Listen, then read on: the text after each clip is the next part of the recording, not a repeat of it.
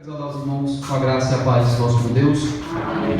Meus irmãos, é uma alegria imensa estar aqui com os irmãos, ter sido escolhido por Deus para trazer a mensagem dessa manhã. É um privilégio que até os anjos não anelavam. Quero agradecer ao nosso bom Deus por essa oportunidade também. Vamos ensinar para o pelo convite. Vamos abrir nossas Bíblias. Fica até fácil de adivinhar o texto depois dessa liturgia. No Salmo 23, Salmo de número 23. Será o alvo da nossa meditação nessa manhã.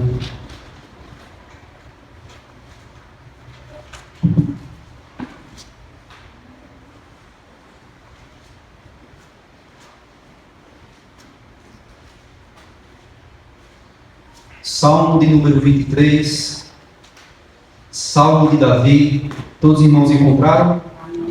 Amém. Eu farei a leitura. Peço que os irmãos acompanhem atentamente. Diz a palavra do Senhor com fé, com reverência, que é necessário para nos achegarmos diante das Sagradas Escrituras. Salmo de número 23 diz assim: Salmo de Davi.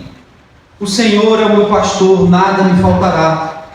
Ele me faz repousar em pastos verdejantes, leva-me para junto das águas de descanso. Refrigera-me a alma, guia-me pelas veredas da justiça, por amor do seu nome. Ainda que eu ande pelo vale da sombra da morte, não temerei mal nenhum, porque tu estás comigo. O teu bordão e o teu cajado me consolam. Prepara-me uma mesa na presença dos meus adversários.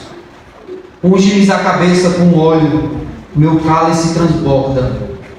Bondade e misericórdia certamente me seguirão todos os dias da minha vida, e habitarei na casa do Senhor para todo o sempre. Vamos orar mais uma vez. Vamos pedir a graça do nosso bom Deus em nossas vidas nessa manhã. Deus Santo, glorioso Tu és, Pai, pois reuniste Teu povo aqui nessa manhã, com o intuito de ouvir a Tua voz. Nós já ouvimos Tua voz nas leituras aqui feitas, nos hinos, louvores cantados. Queremos também ouvir agora, Senhor Deus, para a exposição das Tuas Sagradas Escrituras. Aquieta nosso coração, aquieta nossa mente. Nós possamos, Pai, nos atentar àquilo que Tu tem para falar para Teu povo. Teu povo aqui reunido juntos, Senhor Deus. Nós te louvamos e te agradecemos em nome de Jesus.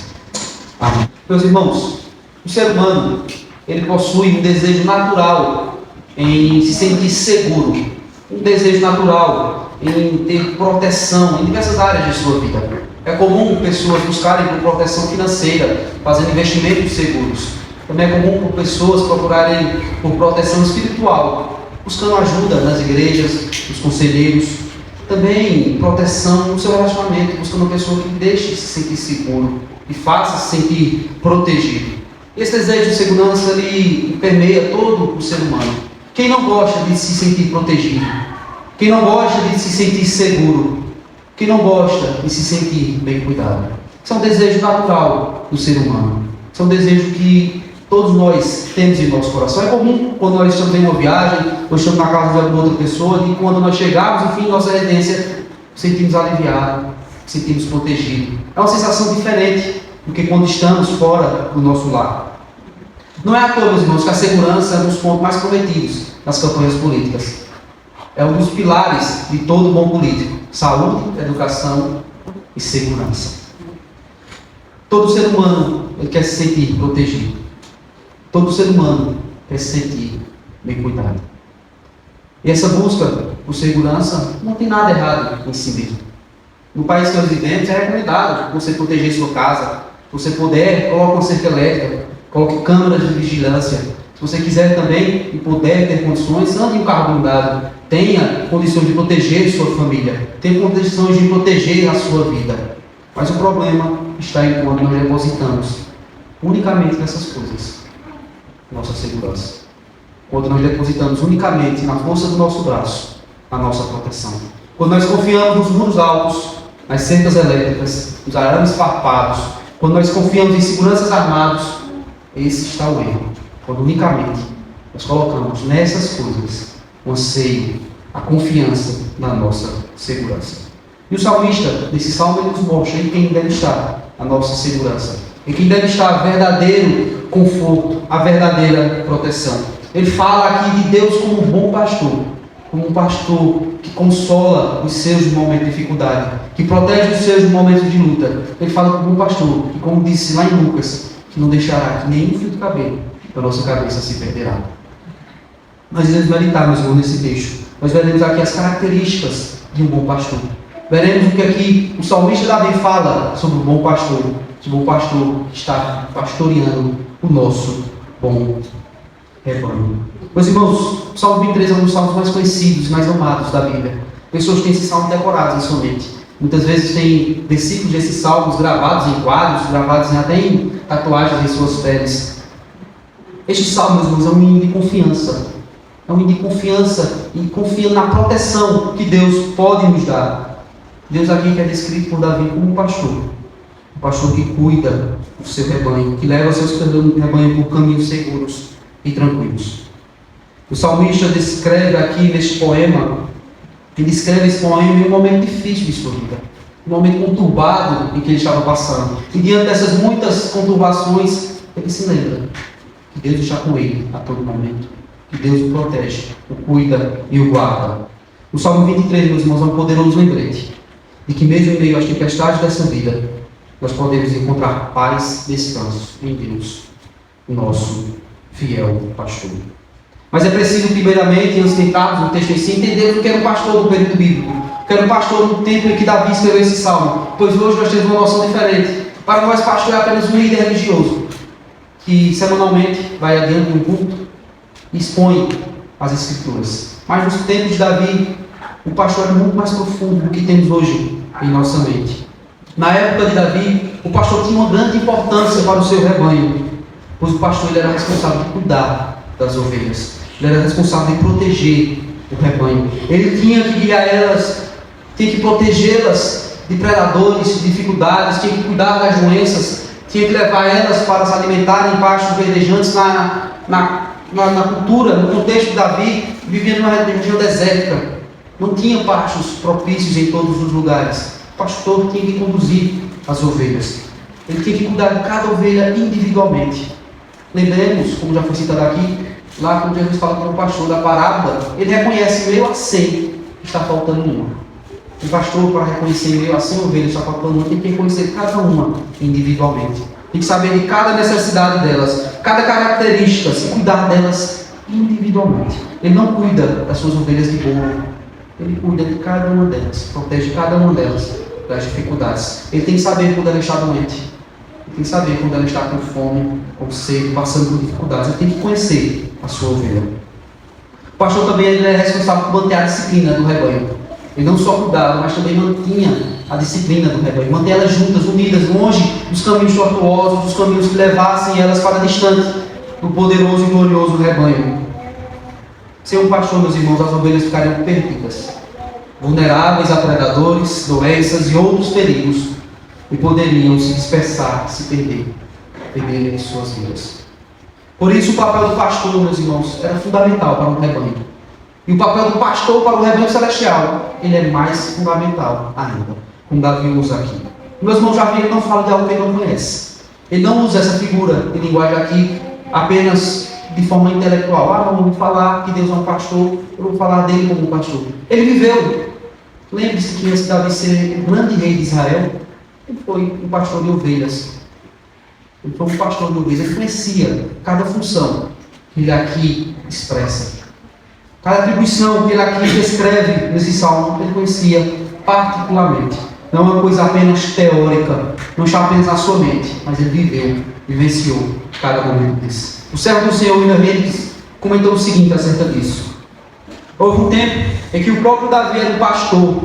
Ele foi tirado do aprisco das ovelhas e assim conheceu por experiência os cuidados e as afeições carinhosas de um bom pastor em relação ao seu rebanho. Davi, nesse salmo, meus irmãos, não fala de algo que não conhece, que não ouviu, nunca vivenciou, mas ele fala de algo que é familiar. Até porque, como já disse, ele foi pastor de um rebanho terreno. Ele é ovelha de um rebanho celestial. Ele fala daquilo que ele conhece. E hoje nós iremos meditar as características de um pastor, que Davi aqui descreve de forma tão bela, de forma tão vívida. E a primeira característica de um pastor é que o bom pastor, meus irmãos, ele nos basta. Ele nos é suficiente. Ele nos supre as necessidades da nossa vida. Veja o que diz o verso 1. Olhe para o texto. O Senhor é o meu pastor, nada me faltará. Muitas vezes, meus irmãos, nós pegamos esse versículo e o tiramos do seu sentido original. Muitas vezes as pessoas pegam esse versículo e fazem uma espécie de atestado de supercrente. Diz, não, eu sou crente, eu tenho Deus como pastor, não vai faltar nada em minha vida. E esse não é o sentido correto do texto. Não é o sentido inicial que Davi queria nos trazer. Davi queria nos dizer que se nós temos Deus, o que mais importa o resto? Se nós tivermos a graça, meus irmãos, de sermos comprados por um alto preço, nós, ovelhas rebeldes, ovelhas que não valíamos nada, mas que fomos comprados pelo preço caro, se nós fomos colocados nesse rebanho, o que mais importa em nossa vida? A tradução NVI, ela traz de forma mais vívida esse entendimento. Diz o seguinte: o Senhor é o meu pastor, de nada terei falta. Esse salmo, meus irmãos, ele não fala que nunca passaremos por dificuldades. Ele não fala que nunca enfrentaremos faltas em nossas vidas, obstáculos diante de nós. Nós não viramos super-heróis quando viramos crentes. Até porque isso é uma contradição. Porque, como eu já disse, Davi mesmo, ele foi muito afligido. Davi teve uma vida muito conturbada. Ele foi perseguido pelo seu senhor, a quem serviu fielmente, Saul. Vivia fugindo, se esgueirando entre cavernas, montes, desfiladeiros.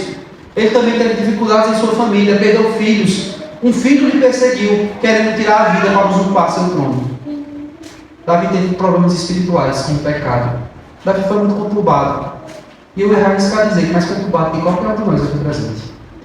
Davi passou por muitas lutas. Então estaria Davi se contradizendo, porque ele disse aqui, nada vai me faltar e muita coisa faltou em sua vida? Não, meus irmãos, esse não é o sentido do texto. Passaremos por dificuldade, passaremos por lutas, por aflições. Mas o que importa é que nós temos um bom pastor. O que importa é que temos o Senhor em nossas vidas. O que importa é que fazemos parte do aprisco do bom pastor. Um grupo cristão chamado Projeto Sola tem uma música com esse título, Salmo 23. E no seu refrão ele chega a seguinte frase: se o Senhor é o meu pastor, aquilo que eu não tenho, eu não preciso. Meus irmãos, se nós fazemos parte do rebanho do Senhor, Ele nos basta. Nada mais nós precisamos. Nada mais está sendo necessário em nossa vida. Nós fazemos parte do rebanho do bom pastor. Isso nos basta. Isso nos é suficiente. Mas Davi continua reforçando o seu argumento aqui. O Senhor nos basta e ele dá 3 motivos para entendermos por que Ele nos basta. O primeiro motivo nós encontramos aí no início do verso 2. Na verdade, em todo o verso 2. Leia, por favor, irmãos, o verso 2 desse salmo. Ele me faz repousar em pastos verdejantes, leva-me para junto das águas de descanso. A primeira evidência de que o Senhor nos basta, que Davi nos faz, é que Ele nos dá descanso.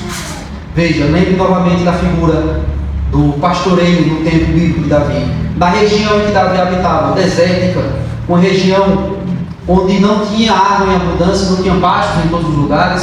O pastor devia guiar seus rebanhos para lugares onde pudesse encontrar pastos para os animais se alimentarem, água para se hidratarem, um lugar onde eles pudessem repousar, porque imagine um lugar onde só tinha pedra, espinhos, onde o casco do animal ficaria cansado e precisava repousar.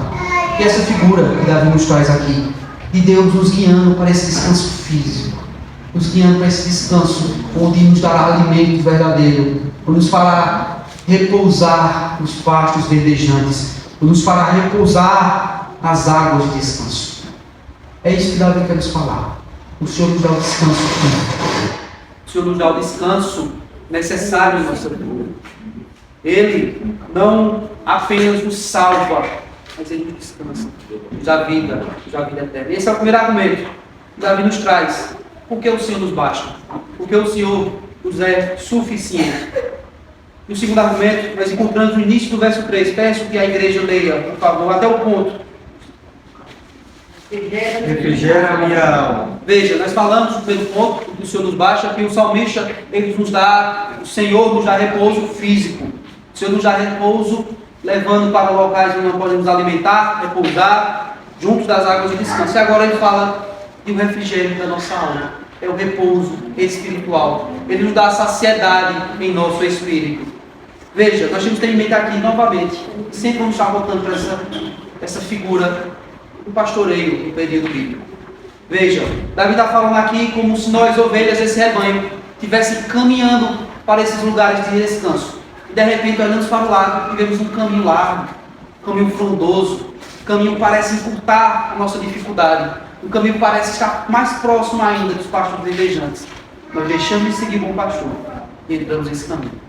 Diante desse caminho, nós vemos que esse caminho, na verdade, não é aquilo que pensamos. Esse caminho é um caminho tortuoso. Nós começamos a perceber os perigos em nossa volta. Estamos distantes do bom pastor, distantes da segurança que ele poderia nos dar. Nós estamos em caminhos distantes. Mas o salmo está profundamente angustiado. A morte é uma evidência clara diante de nós. De repente, quando nós não temos mais esperança em nossa vida, surge um bom pastor para nos resgatar. Esse é o sentimento que Davi quer descrever. É esse refrigério que ele nos concede. Esse refrigério do qual nós estávamos com a alma totalmente atormentada. E o Senhor vem e nos apraz, nos dá descanso verdadeiro. William Hendricks novamente diz o seguinte: ele me recupera quando estou doente, e me reanima quando eu estou fraco, e então restaura a alma. Estava pronto para partir. Quando a morte era certa em nossas vidas, quando a condenação do pecado repousava sobre nossas mentes, quando nós éramos inimigos de Deus, e nossa alma estava profundamente conturbada, bom pastor nos encontrou. Bom pastor refrigerou a nossa alma. Bom pastor nos deu descanso. O terceiro argumento que Davi traz aqui sobre o bom pastor nos bastar se encontra na parte B do verso 3. Na parte B do verso 3 que diz: guia-me pelas veredas da justiça. Meus irmãos, para podermos desfrutar dessas bênçãos é necessário que tomemos um caminho. Nós não podemos entrar pelo caminho largo que está ali ao nosso lado, aquele que parece frondoso, mas se leva a caminhos de morte. Temos que seguir um caminho, o caminho da justiça. E só o bom pastor é que pode nos levar por esse caminho. Sem ele, nós não conseguiremos encontrar os pastos verdejantes. Sem ele, nós não conseguiremos encontrar as águas de descanso. Só o bom pastor nos leva no caminho da justiça, porque foi ele mesmo que abriu esse caminho. Nenhum outro desbravou esse caminho. Nenhum outro pode nos ensinar esse caminho. Só o bom pastor que pode nos levar por esse caminho. O servo do Senhor disse o seguinte: esses caminhos são os para os quais todos os santos desejam ser levados e mantidos e nunca sair deles. E somente são liderados para as águas tranquilas de conforto aqueles que andam nas veredas da justiça. Nas veredas nós não podemos caminhar a menos que o bom pastor tanto nos conduza nelas quanto para elas.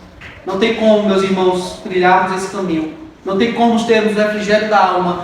Não tem como encontrarmos os pastos verdejantes sem trilharmos as veredas da justiça. E essas veredas só podem ser trilhadas atrás do bom pastor, com ele em nossa frente, nos mostrando o caminho, com ele em nossa frente, nos guiando. E tudo isso, meus irmãos, não é por você, não é por mim, não é porque somos bons, não é porque somos ovelhas valiosas, porque eu já disse, éramos ovelhas que não valíamos nada. Mas tudo isso, como diz no final do verso 3, é por amor do seu nome. Por amor do nome dele, por amor do nome do bom pastor. E essa é a primeira característica que eu trago nessa manhã do bom pastor. Ele é aquele que nos basta nos dando descanso físico, levando para as águas que refrigeram a nossa alma, também um descanso espiritual e nos guiando para as veredas da justiça.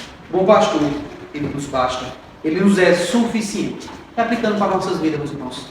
Será que nós temos feito do bom pastor suficiente em nossas vidas? Será que temos descansado nele? Será que temos dito como salmista: se eu tenho Deus, nada mais me importa? Será que nossa vida isso é uma realidade? Será que temos feito bom pastor, o guia nas veredas da justiça? Fica a reflexão. Pensemos se estamos fazendo do Senhor nosso guia. Pensemos se estamos fazendo dele verdadeiramente nosso bom pastor. Em segundo lugar, a segunda característica do bom pastor é que o bom pastor, ele nos protege. Ele protege o seu rebanho. Como vimos, era de responsabilidade do pastor a proteção do seu rebanho. Proteção contra inimigos, contra dificuldades, contra percalços da vida, contra obstáculos. E Davi vem nos mostrando essa realidade aqui, de um pastor, como aquele nosso grande protetor. E, novamente, eu trago essa grande proteção do pastor em três fatos. O primeiro, nós encontramos na parte A do versículo 4. Peço que os irmãos leiam até a primeira vírgula.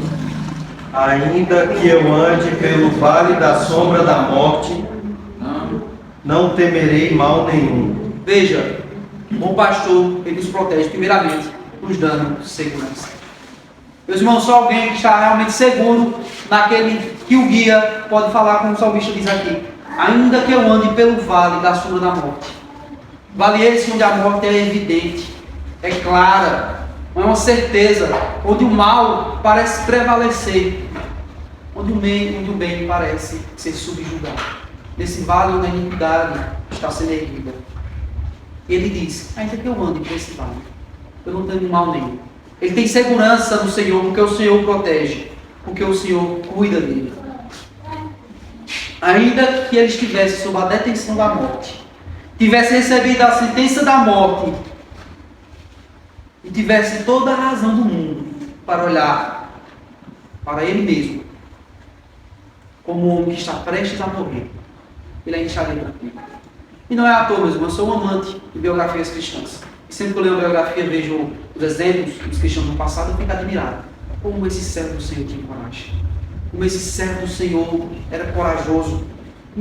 Como é que ele poderia ter passado por essas coisas? E não é por causa que ele era corajoso em si, mas porque o bom pastor nos dá segurança para isso. Vou citar aqui uma história que eu gosto muito, de um homem chamado Inácio de Antioquia. Ele foi pastor na igreja de Antioquia. E quando ele foi preso, levado ao dia do Coliseu, o procônsul da época disse que iria soltar as feras diante dele se ele não entregasse a Cristo. E que as feras iriam moer como trigo. Iriam moer como um moinho tritura o trigo. Ele falou a seguinte frase: sou trigo de Deus, quero ser triturado e moído pelos dentes das feras, a fim de me converter em pão puro de Cristo. Meus irmãos, diante das feras, diante do Coliseu, diante da opressão, esse homem se manteve forte, mas não por ele. Ele se manteve forte, porque o bom pastor está conosco. E é por isso que nós podemos ter a confiança que no momento que as dificuldades se levantarem diante de nós não vamos fraquejar e não vamos dar para trás. Porque ele nos protege, estando conosco, ele nos dá segurança. E essa segurança vem, em segundo lugar, nesse texto, porque ele está conosco. Leia a parte B, do versículo 4. Porque tu estás comigo. Amém. Veja, o bom pastor não terceiriza seu trabalho de forma imediata. Claro, ele tem seus dispenseiros nessa terra, mas ele está vívido em seu rebanho. Está presente. É clara a presença. Tão claro como o sol que brilha, é clara a presença do bom pastor em seu rebanho. Ele está conosco, ele não terceiriza, ele não deixa para os outros aquilo que é sua responsabilidade. Ele comprou esse rebanho por preço caro, iria entregar na mão de outros? Não, ele está conosco, não só em momentos tristes, momentos alegres, em todo momento. Cristo mesmo disse que estaria conosco até amanhã, até daqui a 10 anos, 100, não. Estará conosco para sempre. É a sua estimação, os séculos. Bom pastor, meus irmãos, ele nos dá segurança, porque ele está conosco. Ele está presente em seu rebanho. Por isso possamos estar seguros e confiados nele. Seguros e certos naquilo que ele faz diante do seu rebanho. Em terceiro lugar, terceira evidência de que o bom pastor nos protege, está no final do verso 4, que diz: o teu bordão e o teu cajado me consolam. Ele é o nosso apoio. Era comum os pastores daquela época terem um cajado para poderem se apoiar nas montanhas ígnemes, também um cajado para poderem tocar as ovelhas, um cajado também para poder guiar as ovelhas quando estivessem com dificuldades. Era um instrumento de apoio, um instrumento de ajuda. E essa figura que Davi traz aqui, o cajado do bom pastor está ao nosso lado. Quando estamos prestes a tropeçar, estamos lá para segurar nele.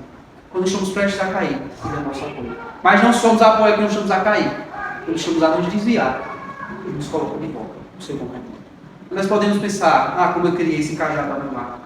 Como eu queria ver esse cajado. Meus irmãos, você tem esse cajado na sua mão. Qual é o instrumento do Senhor que nos exorta para voltarmos aos seus caminhos? Qual é o instrumento do Senhor que nos conforta diante das dificuldades? O cajado do Senhor está presente, vive em nossa vida. A sua palavra, ela nos conforta. A sua palavra nos refrigera a alma. A sua palavra nos exorta a voltar para o bom caminho.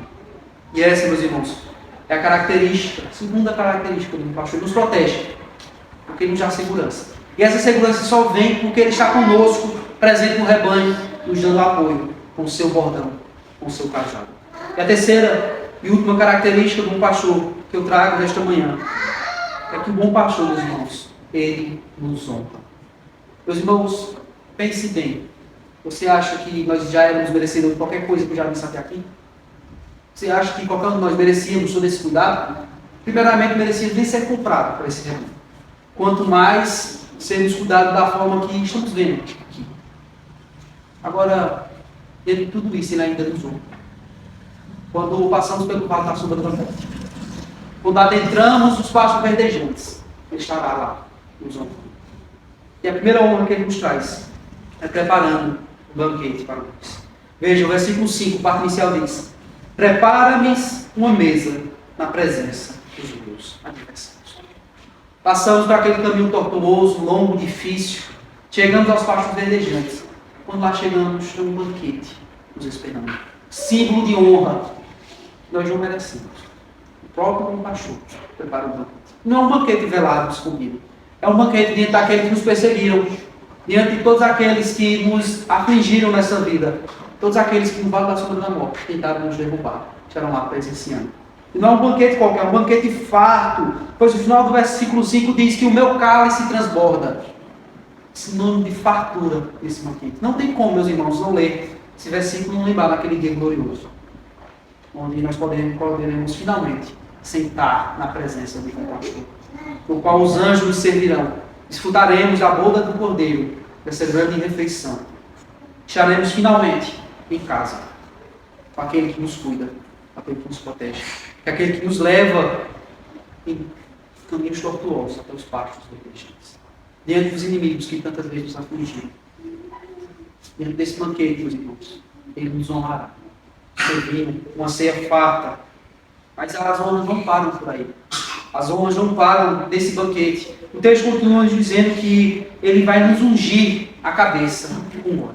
E você precisa entender qual o sinônimo, qual o sentido de ungir. Hoje nós temos um entendimento um pouco deturpado do que é a unção. Ah, não, você é ungido para ser alguém elevado. Você é ungido para ser alguém especial.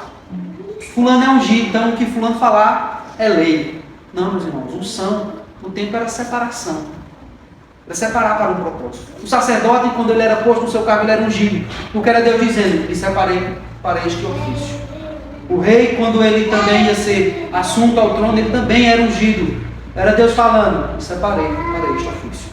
Os profetas também: me separei para este ofício. E é isso que Deus está falando aqui conosco.